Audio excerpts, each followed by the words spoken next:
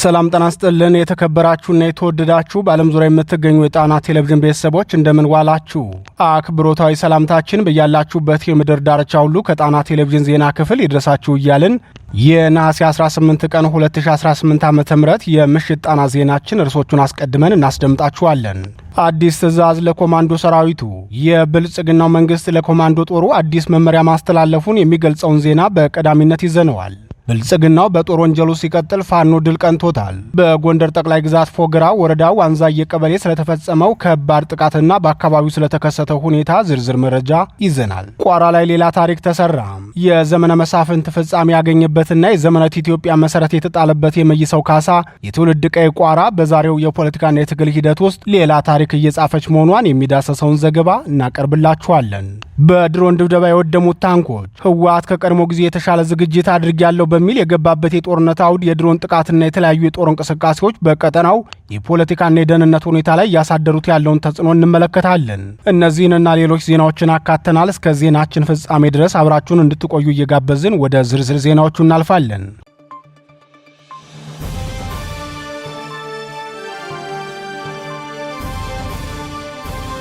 አዲስ አበባ ቀጣይ የቤት ዋጋ የሚጨምርበት አካባቢ የት እንደሆነ ያውቃሉ? ብስራተ ገብርኤል፣ ሳር ቤት፣ ሜክሲኮ፣ ተክለ ሃይማኖት ወይስ መገናኛ? እነዚህ ዋጋቸው ከፍተኛ በሆኑ የከተማችን ቦታዎች ላይ ተመጣጣኝ ዋጋ ያላቸውን ቤቶች ከ3 ሚሊዮን ብር ጀምሮ እስከ 6.5 ሚሊዮን ብር ድረስ ከፍተኛና እውነተኛ ቅናሽ የተደረገባቸው እነዚህ ቤቶች ባለ 1 መኝታ ከ60 ካሬ እስከ 98 ካሬ፣ ባለ 2 መኝታ ከ85 ካሬ እስከ 137 ካሬ፣ ባለ 3 መኝታ ከ120 ካሬ እስከ 200 ካሬ ድረስ ይገኛሉ። እነዚህ ቤቶች ከ100% ክፍያ እስከ 30% ቅናሽ የሚያገኙባቸው ሲሆን አሊያም ቀስ ብለው መክፈል ከፈለጉ እስከ 3 ዓመት ድረስ ከወለድ ነፃ በሆነ አከፋፈል ቅድመ ክፍያ ከ15% ጀምሮ ከፍለው ቀሪውን በረጅም ጊዜ አከፋፈል ቀስ ብለው መክፈል ይችላሉ። ሁሉም ሳይቶቻችን ላይ ለመኖር አስፈላጊ የሆኑ መሰረታዊ ነገሮች እንደ ከርሰ ምድር ውሃ፣ ዘመናዊ የሰውና የዕቃ ሊፍቶች፣ ጂም፣ ስፓና የልጆች ማቆያና ኢቨንት ስፔስ ከበቂ መኪና ማቆሚያ ጋር የተሟላላቸው ናቸው። ከሀገር ውጭ ለምትኖሩ ኢትዮጵያውያንና ትውልደ ኢትዮጵያውያን ደግሞ እዛው ባላችሁበት ሀገር የሽያጭ ውላችሁን በዲኤችኤል አማካኝነት ልከንላችሁ እንዲሁም ካላችሁበት ሀገር ሆናችሁ ክፍያ የምትፈጽሙበት ሁኔታ አመቻችተናል። ለበለጠ መረጃ ከታች በተቀመጠው ስልክ ቁጥር ይደውሉልን።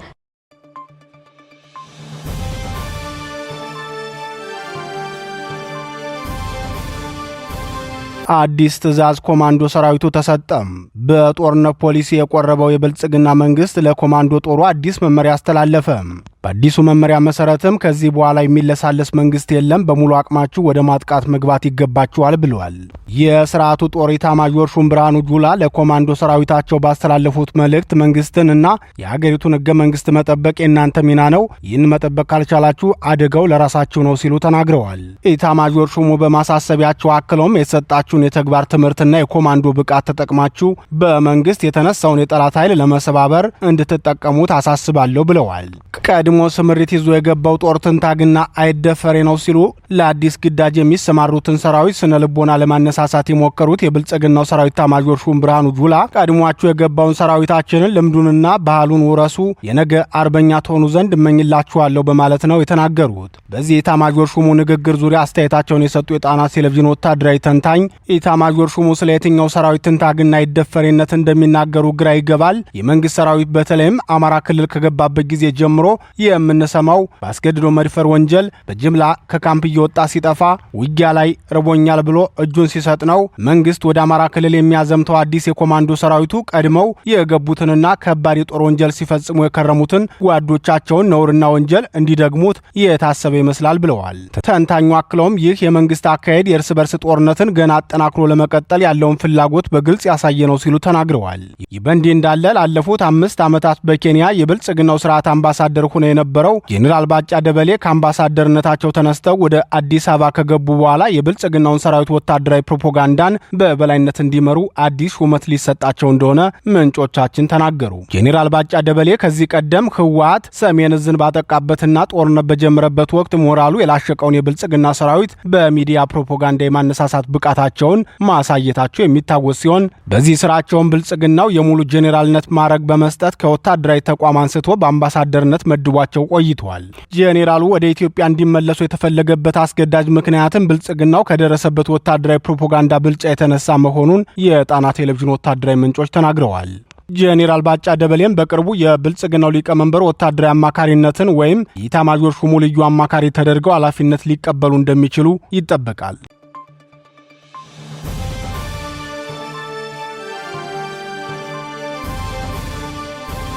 ብልጽግናው በጦር ወንጀሉ ሲቀጥል ፋኖ ድል ቀንቶታል። የብልጽግናው ስርዓት በአማራ ህዝብ ላይ የሚፈጽመውን የጦር ወንጀል አጠናክሮ በመቀጠል በጎንደር ጠቅላይ ግዛት ፎገራ ወረዳ ዋንዛዬ ቀበሌ ላይ ከባድ ወንጀል መፈጸሙ ተገለጸ። የጣና ቴሌቪዥን ምንጮች እንደገለጹት የብልጽግናው ስርዓት የጦር ወንጀሉን የፈጸመው በዋንዛዬ ቀበሌ በሚገኘው ዋንዛዬ ሎጂ በጊዮን ሆቴል ቅርንጫፍ ነው። ተደጋጋሚ የተቃርኖ መግለጫዎችን የሚሰጡት የብልጽግናው ሊቀመንበር በቱሪዝም መዳረሻዎችና በሎጂዎች ግንባታ ማንም አይስተካከለኝም ብለው የሚናገሩ ቢሆንም በአማራ ክልል ያስገቡት ዘር አጥፊ ሰራዊታቸው ግን በአማራ ህዝብ ንብረቶች ላይ ውድመት ሲፈጽም ለሎጂዎችም ማዘን አልቻለም። ይህ የሰራዊቱ ድርጊትም ከመሪው የተሰጠው መመሪያ መሆኑን ከድርጊቱ መረዳት ይቻላል። ሰራዊቱ የጊዮን ሆቴል ቅርንጫፍን ዋንዛዬ ላይ ከማውደሙ በፊት ነሐሴ 15 ቀን 2018 ዓ.ም ወደ ዋንዛዬ ቀጠና እንቅስቃሴ አድርጎ ነበር።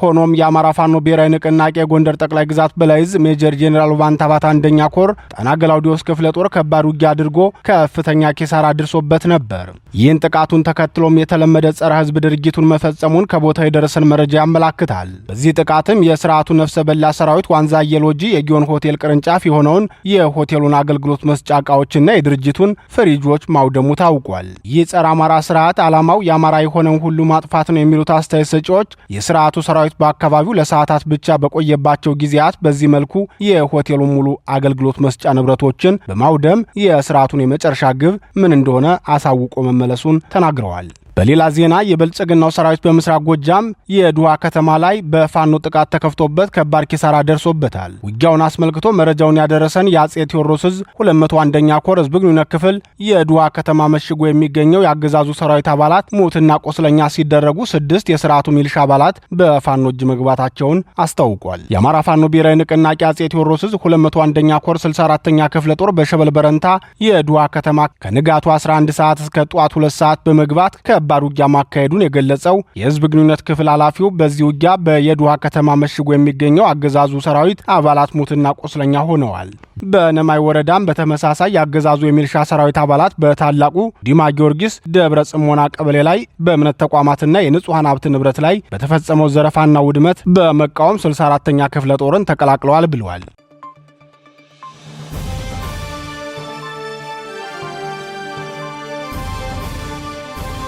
ቋራ ላይ ሌላ ታሪክ ተሰራ። የዘመነ መሳፍንት ፍጻሜ ያገኘበት የዘመናዊት ኢትዮጵያ መሰረት የተጣለበትና የአንድነት ችቦን የለኮሰው መይሰው ካሳ የትውልድ ቀይ ዛሬም ሌላ ታሪክ ተሰርቶበታል። የአማራ ፋኖ ብሔራዊ ንቅናቄ ጎንደር ጠቅላይ ግዛት በላይ ዘለቀ ዕዝ ሐምሌ 5 ቀን 2018 ዓ.ም የውህደት አንድነት መስረታውን እውን ማድረጉ አይዘነጋም።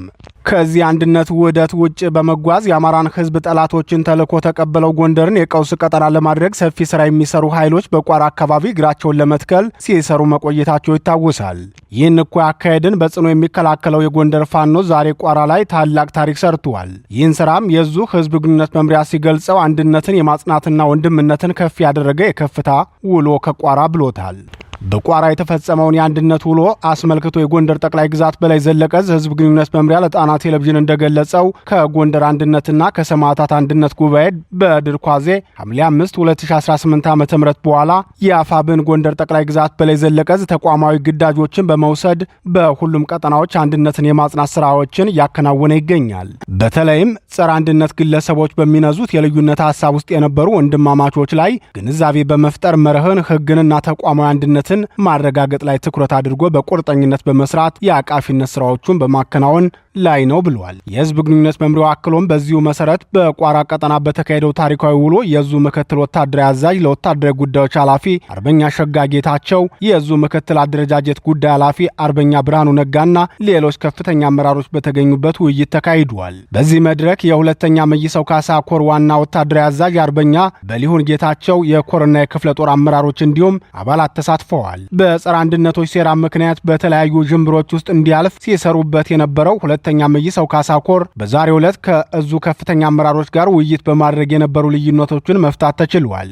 በቀጣይ በስሩ ያሉ ሁሉንም ክፍለ ጦሮች አካቶ ሰፊ ግንዛቤና የአንድነት ማጽናት ስራዎችን መስራት በሚያስችሉ ሁነቶች ላይ አቅጣጫ አስቀምጧል ሲል ቀጠናውን የቀውስ አውድማ ለማድረግ ተነስተው የነበሩ እኩይ ኃይሎችን ዓላማ ማክሸፍ መቻሉን አስታውቋል። ይህ በእንዲህ እንዳለ የአማራ ፋኖ ብሔራዊ ንቅናቄ ጎንደር ጠቅላይ ግዛት በላይ ዘለቀ ዕዝ ሜጀር ጄኔራል ቫንታባት አንደኛ ኮር ጉና ክፍለ ጦር አንዳቤት ብርጌድ ሌላ ታላቅ ድል መቀዳጀቱን የክፍለ ጦሩ ህዝብ ግንኙነት አስታውቋል። በታሪካዊው ጉና ክፍለ ጦር ስር የሚገኘው አንዳቤት ብርጌድ በዛሬው ዕለት በአንዳቤት ወረዳ ለተከታታይ 4 ሰዓታት በፈጀ ጨበጣ ውጊያ የጠላት ብልጽግና ሰራዊትን አከርካሪውን በመስበር መልካም ድልን መጎናጸፍ ተችሏል ሲል የጉና ክፍለ ጦር ህዝብ ግንኙነት ኃላፊ ፋኖ መምህር ያሬድ ደገፋው ለጣና ቴሌቪዥን በላከው የውጊያ መረጃ አስታውቋል። ለተከታታይ 4 ሰዓታት የተደረገው ውጊያ በበቅሎ ፍለጋ፣ በመርገዶ፣ በወይን ውሃ፣ በድንጋይ ዳር፣ በሞች ተራራ፣ በሮቡ ገበያ፣ ማልጌ ማርያም እንዲሁም መድኃኔዓለም በተባሉ ቦታዎች መሆኑን የተናገረው የህዝብ ግንኙነት ኃላፊው በውጊያው ጠላት ከባድ ወታደራዊና ቆሳዊ ኪሳራ ደርሶበታል በማለት ተናግሯል። በዚሁ ቀጠና የተካሄደው ውጊያ ለአራተኛ ተከታታይ ቀን መሆኑን የሚናገረው አርበኛ ያሬድ ደገፋው በዚያው ወደ ውጊያ የአገዛዙ ሰራዊት በሜካናይዝድ ታጅቦ የለመደውን የጥፋት ድግስ ተሸክሞ በሌሊት ወደ በቅሎ ፍለጋ አቅጣጫ የተጓዘ ቢሆንም ሞርተር ቅንቡላ እንዲሁም በዲሽቃ የታገዘ ውጊያም አድርጎ ነበር። ሆኖም የጀግኖቹን ብርቱ ምት መቋቋም ተስኖ ሰዋዊ ቆሳዊና ስነ ልቦናዊ ስብራት ገጥሞት ወደ መጣበት ተመልሷል ሲል የጉና ክፍለ ጦር ህዝብ ግንኙነት ኃላፊ ተናግሯል።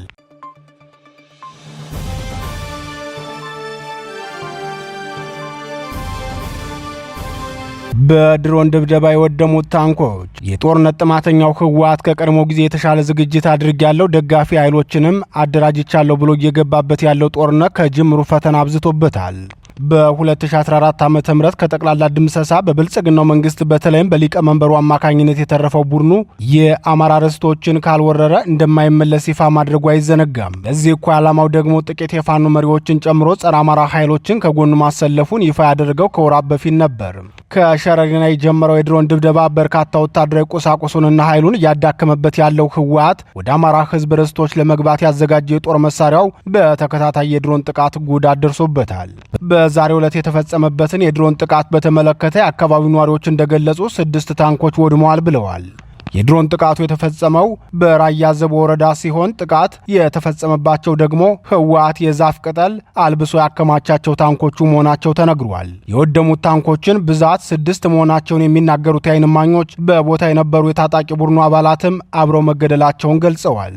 ህወሓት ወደ ጦርነት ከመግባቱ በፊት ሰራዊታችን በቂ ስልጠና የወሰደና የታጠቅናቸው መሳሪያዎቻችንም ጸረ ድሮን የተገጠመላቸው ናቸው በማለት መናገሩ አይዘነጋም። ነገር ግን ከሽራሮ ጀምሮ በሸረሪና በራያ አላማጣና በትግራይ ክልልም በመቀሌ እንዲሁም በሐውዜን ተከታታይ የድሮን ጥቃት ሲፈጸምበት አንዱንም ማምከን አልቻለም። ከዚህ ይልቅ ሰራዊታችን የድሮን ጥቃትን ስለተለማመደ አይደነግጥም የሚል ምላሽ ነው የሰጠው። ህወሓት ለዓለም አቀፉ ማህበረሰብ በጻፈውና ዓለም አቀፉ ማህበረሰብም ዝምታውን ይስበርና የኢትዮጵያን መንግስት ያውግዝ ሲል በጻፈው ደብዳቤ ትዕግስት ፍርሃት አይደለም፣ ቀጠናው ወደ ባሰ ቀውስ ከመግባቱ በፊት ዓለም አቀፉ ማህበረሰብ ጣልቃ ሊገባ ይገባል ብሏል። ህወሓት በዚሁ ደብዳቤው የእናንተ ዝምታ የኢትዮጵያን መንግስት ለሌላ ዙር ጥቃት የሚያነሳሳው ነው፣ በእኛ በኩል ዛሬም እንደ ትናንቱ ለሰላም ዝግጁዎች ነን በማለት አስታውቋል። ይህን የህወሓት የተማጽኖ ደብዳቤ በተመለከተ አስተያየት ሰጪዎች ሲናገሩ ህወሓት ያሰበው የጦርነት ዝግጅቱ በጊዜ እንደመከነበትና ከብልጽግና መንግስት ጋር ለመደራደር ያለውን ፍላጎት የገለጸበት ነው ብለዋል። ምክንያቱም ህወሓት በዚሁ ደብዳቤው ዓለም አቀፉ ማህበረሰብ ጣልቃ ሊገባ የሚገደድበትን አንገብጋቢ ሰዓት ነው በማለት መግለጹ የቡድኑን የመዋጋት አቅም መጥፋቱን ተንታኞቹ ለቀደመው ሐሳባቸው ማስተማመኛ ነጥብ ይወስዱታል። ህወሓት ከዚህ በፊትም በተደጋጋሚ ጊዜ የድርድር ጥያቄ ያቀረበ ሲሆን በቅርቡ በሰጠው መግለጫም ከፌዴራል መንግስቱ ጋር የምታደራድሩ ከሆነ ከአዲስ አበባ ውጭ ወስዳችሁ አደራድሩ ሲል በቡድኑ ዋና ጸሐፊ ወይዘሮ ፈትለወርቅ ገብረ እግዚአብሔር ሞንጀሩኖ በኩል ማሳወቁ ይታወሳል። ይህ የህወሓት ለድርድር ራሱን ማዘጋጀትና አስቀድሞ በአደባባይ ተማጽኖ ማቅረቡ ደግሞ የቡድኑ ደጋፊ ኃይሎች የተባሉትን የጽምዶ አባላትን የሚያስከፋ ሳይሆን አይቀርም። ሆኖም ከራሱ ጥቅም በስተቀር ምንም አይነት መርህና ቃል ኪዳን የማይገዛው ህወሓት ዓለም አቀፉ ማህበረሰብ የአደራድሩኝ ጥያቄውን ሰምቶ ብልጽግናም ህወሓትን ወንበር ስቦ እንዲቀመጥ ፈቃደኝነቱን ካሳየ ህወሓት የጽምዶን ጉዳይ ለአፍታም የሚያስታውሰው አይሆንም በማለት ተንታኞች ይናገራሉ።